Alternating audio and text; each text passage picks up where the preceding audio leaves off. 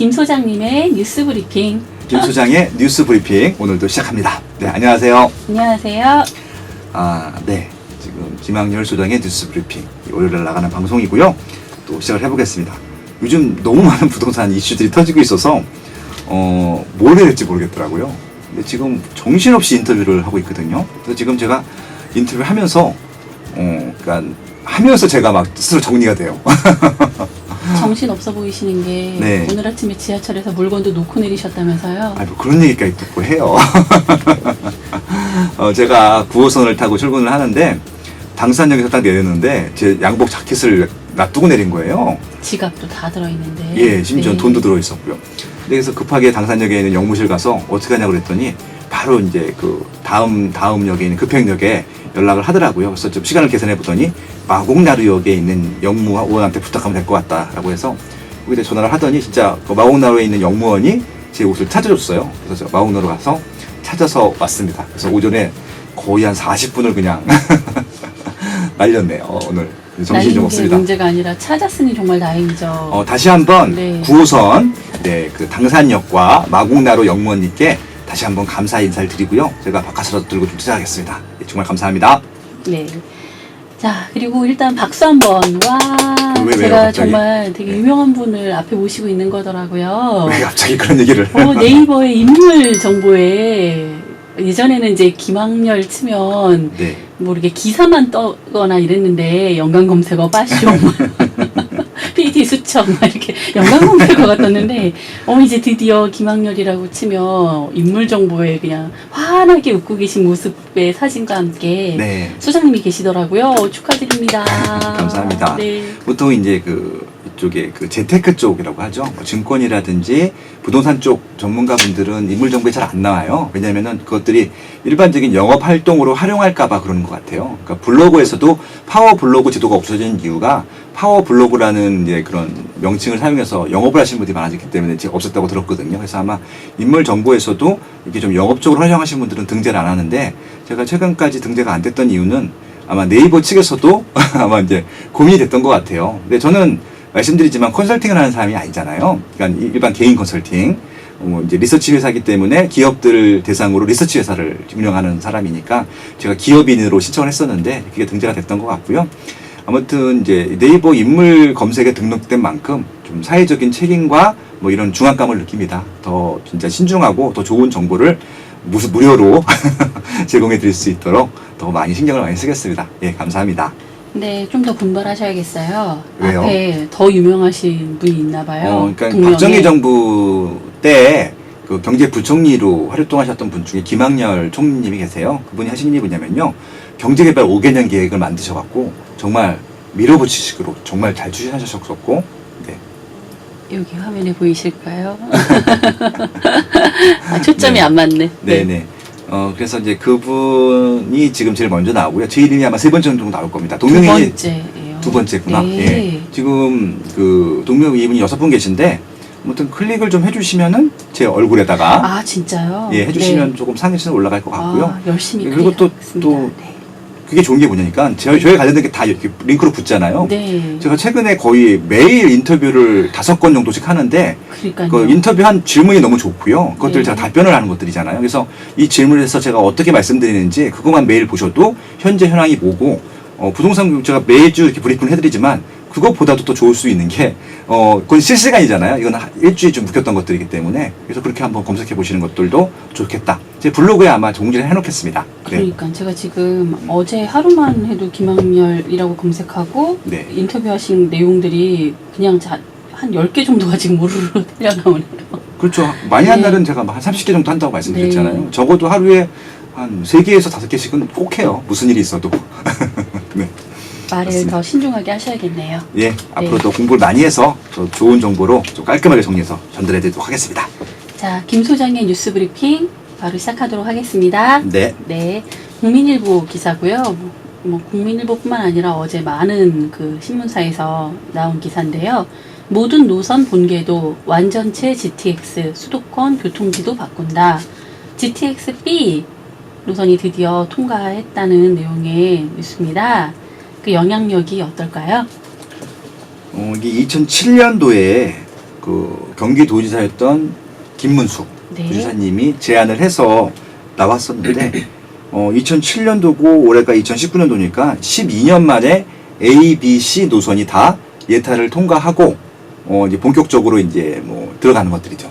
근데 너무 공교롭게도 세 개 다 착공을 아직 안 했어요. 지금 착공을 아마 A 노선 같은 경우는 올 말이나 내년 초에 할 것 같고, 그다음에 이제 C 노선 같은 경우는 2022년 착공을 할 것 같다라고 하고, 이 B 노선도 이제 22년도에 착공을 한다라고 합니다.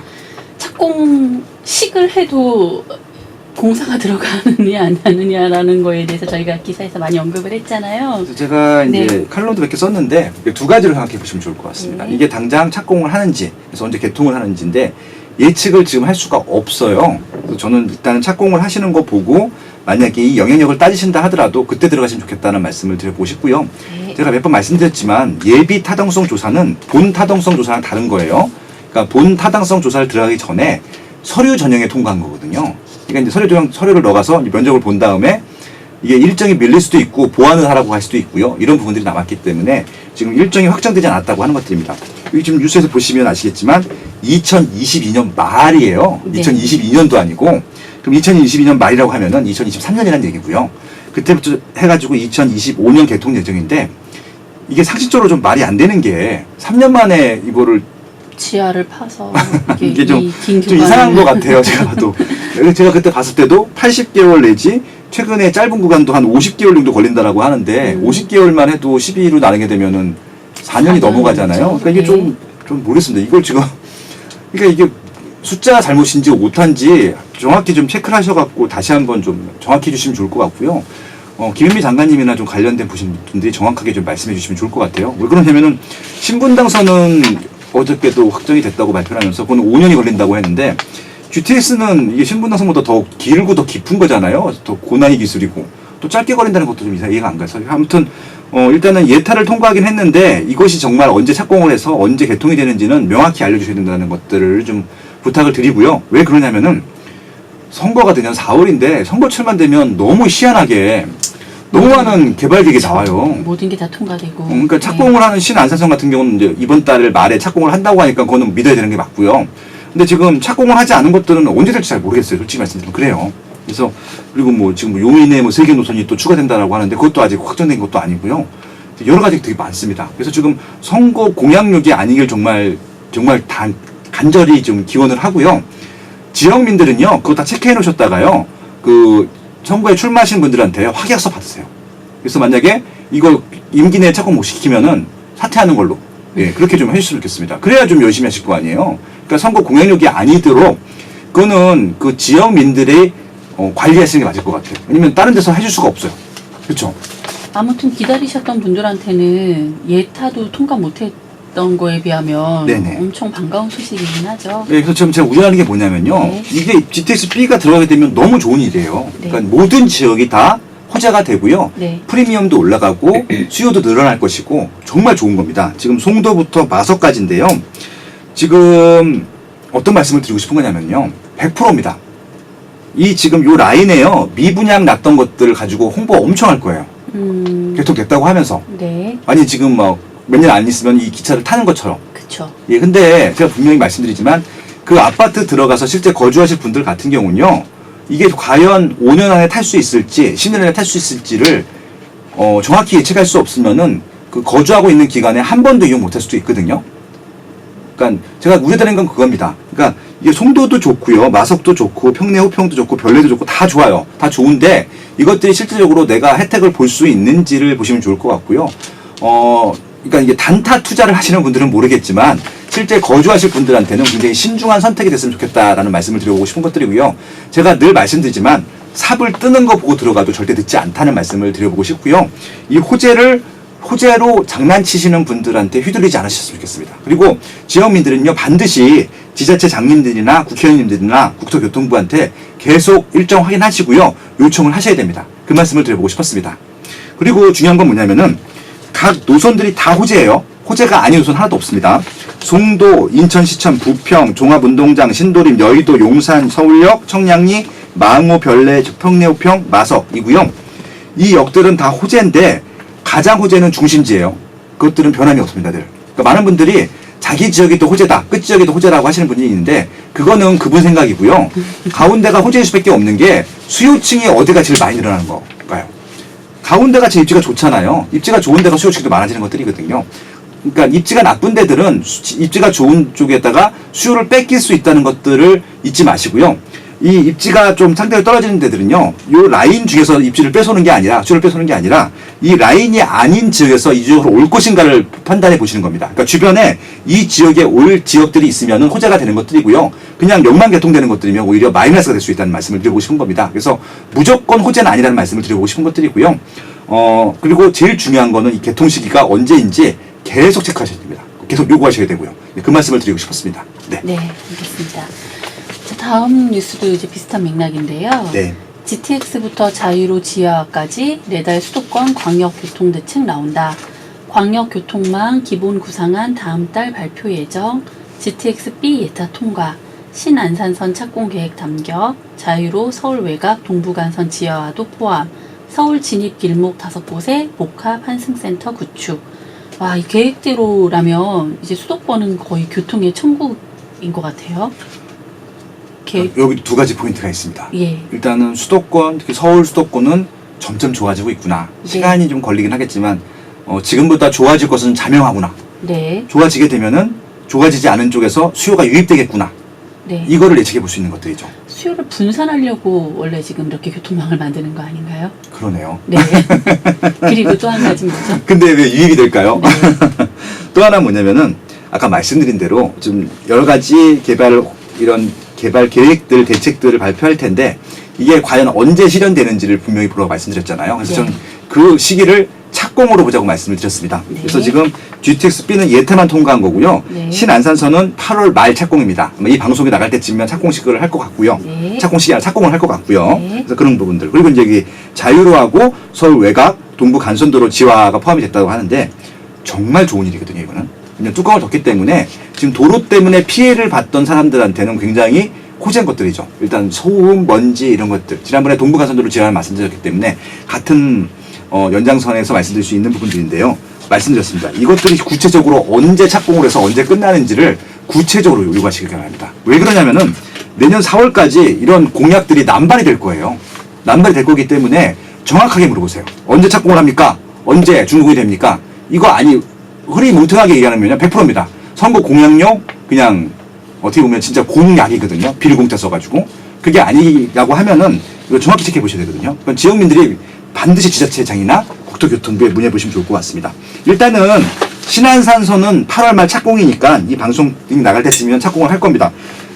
가장 큰 영향력은요, 마찬가지입니다. 메인 입지가 제일 좋은 입지인 거고요. 메인 입지에서 수요가 유입되는 것들은 자명한데 요 기타 등등에서 주변에서 이 기타 등등 역세권까지 수요가 유입될지를 판단해 보시면 되는데 수요가 유입되려고 하면은 좋은 기반시설이 일단 갖춰져야 되고요. 그다음에 새 주거시설도 많아야 되거든요. 그래서 그런 것들이 복합적으로 되어 있는 지역들을 좀 보시면 좋겠다라는 말씀을 드리고 싶습니다. 그래서 신안산선은 지금 여의도부터 한양대까지 갑니다. 한양대가 저기 왕신리 한양대가 아니라 그 안산에 있는 한양대입니다. 안산 네. 캠퍼스. 네. 그래서 지금 한양대, 호수, 그다음에 중앙역 이런 데들은 다 좋은 입지예요. 그래서 여기들은 아마 호재가 될 것 같고요. 여의도, 신길, 영등포, 도림사거리, 신풍, 대림사거리, 고로지디탈, 독산, 시흥사거리, 석수, 광명까지도 너무 좋은 입지고요. 성포랑 목감도 좋은 입지입니다. 결론은 뭐냐면요. 신안산선은 다 좋은 좋네요. 입지예요. 네. 근데 이제 어디가 더 좋고 덜 좋고 그 차이인 것들이죠. 신안산선은 다 좋다. 일단 그런 말씀을 드리고 싶습니다. 네. 네. 저 공교롭게 보니까 여기도 착공 시기가 2022년이고 완공을 2026년으로 아까 앞에서 본 내용이랑 비슷한 시기들이 겹치네요. 네. 왜 그 시기에 다 몰려 있을까 모르겠는데 2022년도에 무슨 일이 있나요? 네네. 네, 맞습니다. 네네. 자, 다음 기사고요. 와, 이건 제가 이제 좀 낯익은 분들이 나오는 기사여서 좀 가져와 봤습니다. 향후 부동산 전망, 3인의 전문가 이야기. 제가 여기 3인의 전문가 누가 있어서 가져왔을까요? 한국경제기사인데요.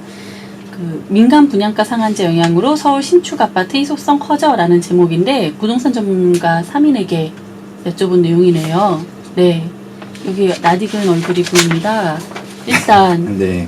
대우건설연구원 요새 조영광님, 빅데이터 분석으로 되게 좀 유명해지신 분이고요. 네, 유진투자증권연구위원 이상우님, 이제 유진투자증권 아니고요. 이상우 네. 대표입니다. 네, 이상우 대표님, 네. 그리고 더 리서치그룹 부동산 조사연구소장 김학렬님.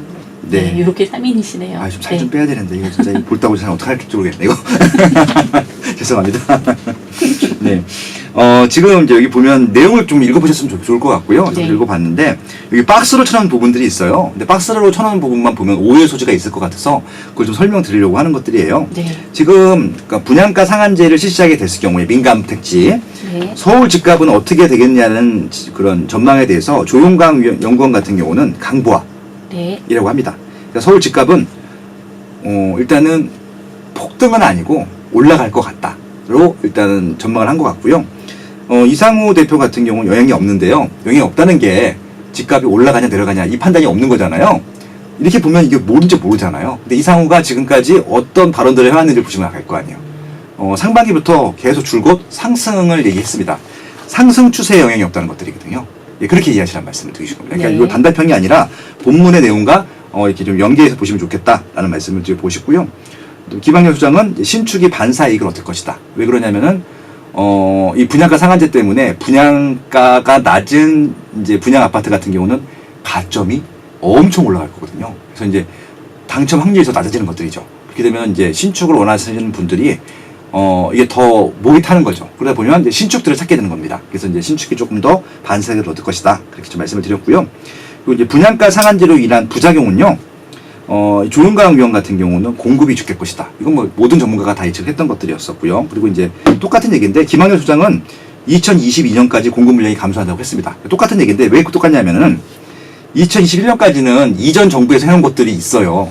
이미 분양을 했고 예, 그것들이 지금 입주를 하기 때문에 그렇습니다. 근데 지금 이번 정부에서는 계속 그 규제를 하다 보니까 분양할 것들이 지금 없어지고 있거든요. 그러다 보니까 2022년부터는 급격히 줄어요.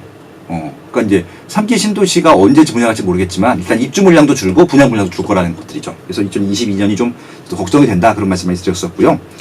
이상호 의원님 같은 경우는 정말 실질적인 얘기를 하셨네요. 현재 조합원 분담금이 급증한다. 이거 굉장히 큰 문제거든요. 굉장히 좀 마음이 아픈데 왜 그러냐면은 지금 원베일이라든지 둔촌주공이라든지 상하 2차라든지 지금 사업비에 맞춰서 예상 분양가에 맞춰서 사업비를 쓰신 데들이 있습니다. 근데 분양가 상한제를 하게 되면요. 지금 서울시 평균 정도 가격으로 분양을 할 것 같거든요. 그러니까 이제 둔촌주공은 2천만 원 중반대 분양을 하라 그럴 것 같고, 뭐 상하나 원베일리 같은 경우는 4천만 원대 아마 분양 4천만 원 전후로 분양할 것 같아요. 그럼 주변 아파트보다 거의 절반 가격이거든요. 그러면은 조합 분양가보다 쌀 수도 있다는 결론이 나와요. 이게 지금 어떤 말씀을 드리고 싶은 거냐면은 그럼 조합 분담금이 최소한 1억에서 많게는 4, 5억까지도 추가될 수 있는 부분들이 생기는 거예요. 그렇게 되면 돈이 없는 현찰이 없는 조합원들 같은 경우는 날벼락이 되는 거잖아요.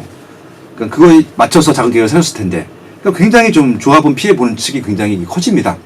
근데 지금 어저께도 보니까 김현미 장관님이 이런 인터뷰를 하셨던데 소급 적용 아니고 피해 보는 사람이 없다라고 하는 겁니다. 이게 소급 보는 사람이 없을 수가 없는 거잖아요. 그러니까 조합원은 우리나라 국민이 아니거라고 생각하시는 건지 아니면 다른 생각이 있으신 건지 모르겠지만 조합원들도 똑같은 국민이잖아요. 그렇죠. 그렇기 때문에 이건 또 사유재산이기도 하고 네. 한번 이건 재고를 한번 해주시는 게 낫지 않을까 생각이. 왜냐면 너무 이건 모순되는 얘기인 것 같아서 돈이 너무 많이 들고요. 솔직히 그렇습니다.